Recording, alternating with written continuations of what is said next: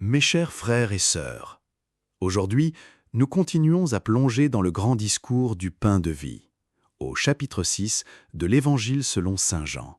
Et maintenant, Jésus commence à révéler quelque chose d'encore plus profond. Jusqu'ici, le Christ parlait de la foi. Il parlait de la nécessité de croire en lui, de le chercher, de permettre à notre âme de s'unir au Verbe éternel de Dieu. Car la vraie foi, ce n'est pas seulement croire que Dieu existe, c'est adhérer au Christ, c'est obéir à ses commandements, c'est abandonner le péché, c'est chercher la confession, c'est vivre les sacrements. Croire, c'est laisser Jésus transformer notre vie. Mais l'Évangile d'aujourd'hui révèle un mystère encore plus grand. Jésus dit « Personne ne peut venir à moi si le Père qui m'a envoyé ne l'attire. » Il y a ici quelque chose d'extraordinaire. Si tu cherches Dieu, si tu ressens une soif de vérité, si tu désires changer de vie, c'est déjà la grâce de Dieu agissant en toi. Ce n'est pas toi seul qui as commencé à chercher le Christ, c'est le Père qui a commencé à attirer ton âme.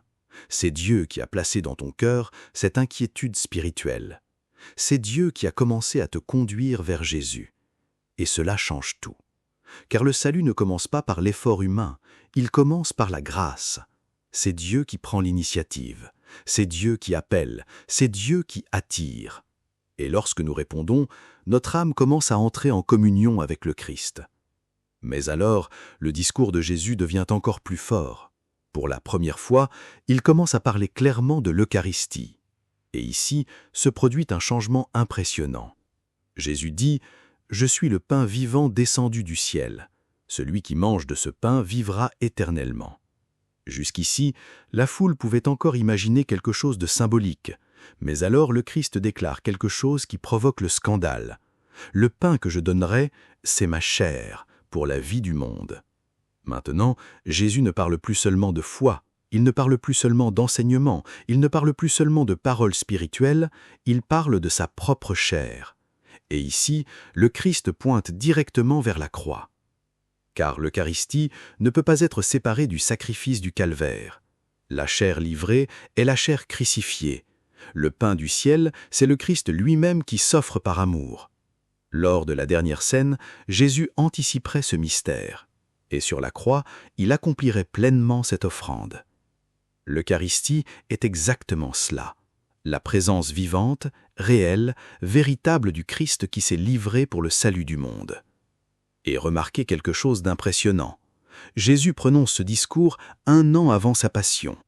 Avant la croix, avant la dernière scène, avant le calvaire, le Christ annonçait déjà « Je suis venu pour donner ma chair pour la vie du monde ». Il savait exactement pourquoi il était venu. Il est venu pour sauver. Il est venu pour se sacrifier.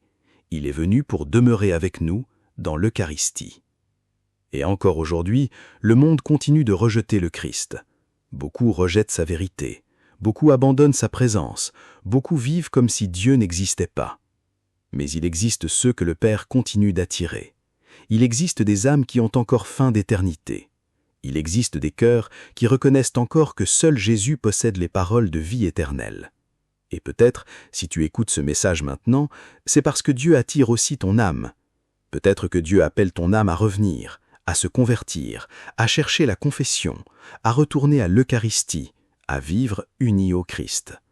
Car sans Jésus, l'âme demeure vide. Mais lorsque nous recevons le Christ, le véritable pain de vie, l'éternité commence en nous. Que aujourd'hui, tu permettes à Dieu de conduire ton âme vers Jésus, et que devant l'Eucharistie, tu reconnaisses, là se trouve le Christ lui-même, vivant, présent, livré par amour. Que Dieu te bénisse.